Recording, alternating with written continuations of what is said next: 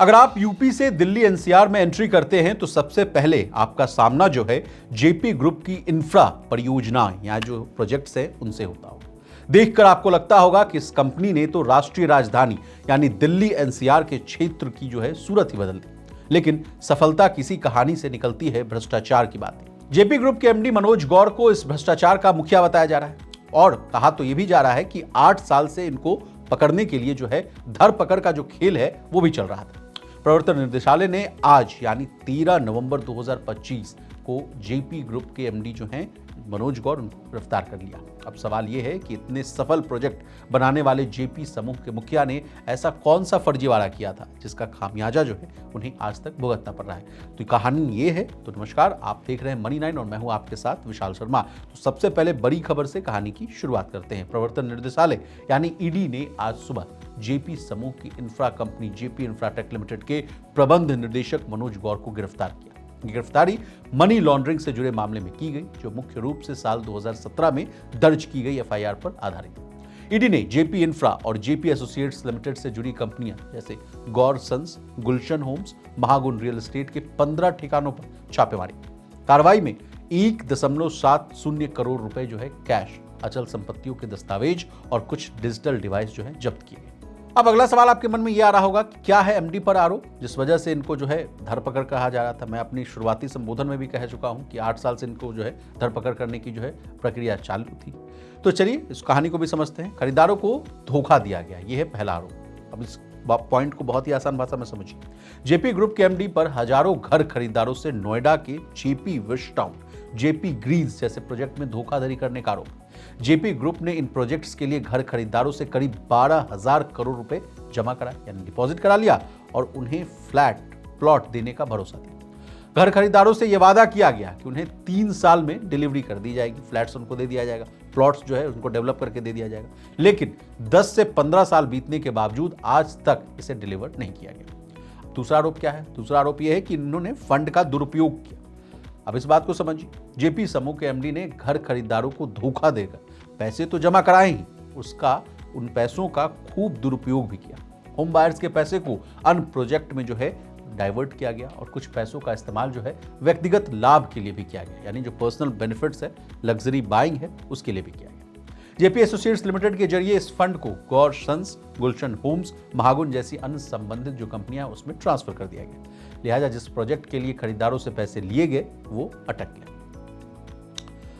अब अगला सवाल आपके मन में यह आ रहा होगा कि एमडी पर क्या क्या जो है मामले दर्ज किए गए हैं। तो दिल्ली पुलिस की आर्थिक अपराध शाखा और यूपी पुलिस ने अपनी एफआईआर में मनोज गौर के खिलाफ धोखाधड़ी, इसके लिए धारा 420 और आपराधिक साजिश, इसके लिए धारा 120B के तहत मुकदमा दर्ज किया है।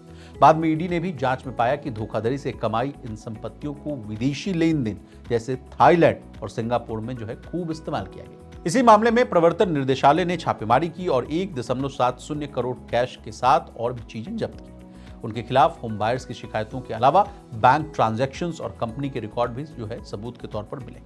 फिलहाल जेपी समूह के खिलाफ जो है एनसीएलटी में दिवालिया का जो मामला है वो भी चल रहा है और लगातार मैं जेपी एसोसिएट्स से रिलेटेड जितनी भी जो खबरें हैं उसको मैं ही ट्रैक करता हूं, मैं ही करता हूं। तो अब आपको बता दें कि उस समय भी जो है खेल ये चल रहा है कि अडानी समूह खरीदेगा या जो है वेदांता समूह। वेदांता ग्रुप के जो अनिल अग्रवाल साहब हैं मुखिया, वो दाव लगा रहे हैं कि जेपी एसोसिएट्स को वो खरीद लें। 12,500 करोड़ से अधिक की बोलियां लगाई गई हैं। लेकिन उसके बाद जो है खेल आ गया कि अडानी साहब के पास चला गया। अडानी साहब कह रहे हैं कि भाई जो पैसा है उसको मैं बहुत कम समय में आपको दे दूंगा। 2 साल का समय दिया गया, लेकिन वही वेदांता कह रही है कि हम आपको 5 साल में चुकाएंगे। लेकिन अभी वो भी मामला चल रहा है। इसी बीच अब देखिए गौर साहब वाला भी मामला आ गया। अब अगला सवाल आपके मन में ये आ रहा होगा कैसे शुरू हुआ ये सारा खेल। तो चलिए पूरी कहानी की पटकथा को समझते हैं। मनोज गौर और ग्रुप के अन्य प्रमोटर्स ने जेपी विस्टाउन, जेपी ग्रीन्स और जेपी विलेज जैसे प्रोजेक्ट्स में फ्लैट व प्लॉट की बुकिंग शुरू की। कंपनी की ओर से जारी किए गए विज्ञापनों में यानी एडवर्टाइजमेंट्स में और ब्रोशर्स में 3 साल के अंदर डिलीवरी का वादा किया गया। साथ ही आसान ईएमआई और कम ब्याज का जो है लालच भी दिया गया। हजारों घर खरीदारों ने बुकिंग अमाउंट के तौर पर 20 से 30% रकम जमा भी करा दी, जो करीब 12,000 करोड़ रुपए तक पहुंच गया। अप्रूवल लेटर जैसे फर्जी दस्तावेज दिखाकर भरोसा जीता गया और लगातार पैसे जमा कराए गए। वास्तविक निर्माण जो है, एक्चुअल जो है प्रोग्रेस होना चाहिए, एक्चुअल जो डेवलपमेंट होना चाहिए, जो एक्चुअल जो कंस्ट्रक्शन होना चाहिए, वो कम किया गया और ज़्यादातर जो पैसे हैं वो बचा लिए। होम बायर्स के इन पैसों का इस्तेमाल यमुना एक्सप्रेसवे बनाने और अन्य प्रोजेक्ट्स में किया। जिसमें जो है मूल प्रोजेक्ट्स जो है वो अधर में लटक गया। ईडी ने जांच में यह भी पाया कि कंपनी के रिकॉर्ड से साफ हो गया कि फंड का डाइवर्जन जो है और जो दुरुपयोग है वो किया गया। 10-15 साल बाद भी जो है प्रोजेक्ट अधूरे हैं और सिर्फ 20 से 30% काम हुआ है। पैसों की कमी के नाम पर और फंड लिया गया, ऐसा भी आरोप लगाया जा रहा है। अब कितने लोगों पर यह पड़ा है जो असर प्रभाव पड़ा है, ये भी जान लीजिए। जेपी समूह के इस प्रोजेक्ट से करीब 20,000 मकान जो खरीदार हैं, होम बायर्स हैं, वो प्रभावित हुए। उनकी गहरी कमाई जो है आज भी इन प्रोजेक्ट्स में फंसी हुई है और भविष्य में इनके मिलने की संभावना भी जो है वो खत्म होती जा रही है। फिलहाल कंपनी के खिलाफ एनसीएलटी में दिवालिया जो कार्रवाई चल रही है, जिसमें कुछ कंपनियों ने इसे खरीदने की इच्छा भी जताई, जिसका मैंने आपको डिटेल बार जो है कुछ देर समय पहले ही आपको ऊपर बताया कि अडानी वर्सेस जो है जो अनिल अग्रवाल वाली जो कंपनी है वेदांता, उस पर भी चल रही है। अब क्या हो सकती है आगे की कार्रवाई, ये भी हम आपको बता देते हैं। इस सवाल का भी जवाब ले लेते हैं। देखिए, मनोज गौर को पीएमएलए की विशेष कोर्ट में पेश किया जा सकता है, जहां से अधिकतम 15 दिन की हिरासत या जमानत का आदेश आ सकता है। ईडी फंड के ट्रांसफर, अन्य आरोपियों की गिरफ्तारी, विदेशी लेन देन जैसे सिंगापुर, थाईलैंड में किए गए ट्रांजैक्शन की जांच जो है जारी रख सकती है। जांच में जो भी मिलेगा उसके आधार पर ईडी जो है चार्जशीट दाखिल करेगी और ट्रायल शुरू होगा। अगर मनोज गौर के खिलाफ आरोप साबित होते हैं तो उन्हें लंबी सजा भी हो सकती है। तो ये रहा डिटेल्ड एक्सप्लेनेशन। जो बड़ी खबर आ रही थी उसके बारे में तो मैंने आपको बता ही दिया कि it is a breaking news, लेकिन उसके अंदर की कहानी, इनसाइड स्टोरी भी मैंने आपको बताने की कोशिश की। आपको हमारी ये डिटेल रिपोर्ट कैसी लगी कमेंट करके जरूर बताइएगा।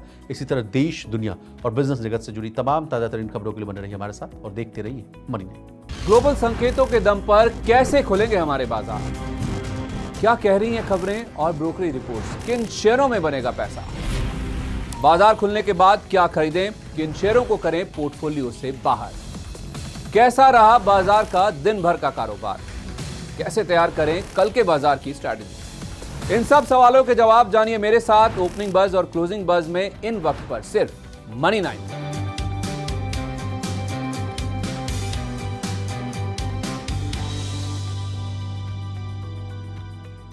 मनी नाइन लाया है membership program money nine prime. अब आपके दिमाग में कई सारे सवाल होंगे, मसलन आखिर क्या है ये मनी नाइन प्राइम, आपके लिए यानी दर्शकों के लिए इसके क्या फायदे हैं, और एक बड़ा सवाल ये कि मनी नाइन प्राइम से आखिर जुड़ना कैसे है। तो इसकी पूरी जानकारी हम आपको देने जा रहे हैं। मनी नाइन प्राइम में 3 प्लान होंगे, इकोनॉमी, स्टैंडर्ड और वीआईपी। तो फटाफट ज्वाइन कीजिए यूट्यूब पर मनी नाइन प्राइम। ज्वाइन करने के लिए मनी नाइन के यूट्यूब पेज पर जाइए, होम पेज पर मिलेगा ज्वाइन बटन, इसे क्लिक करें, अपनी पसंद का प्लान चुनें और बस हो गया, अब आप रहेंगे सबसे आगे।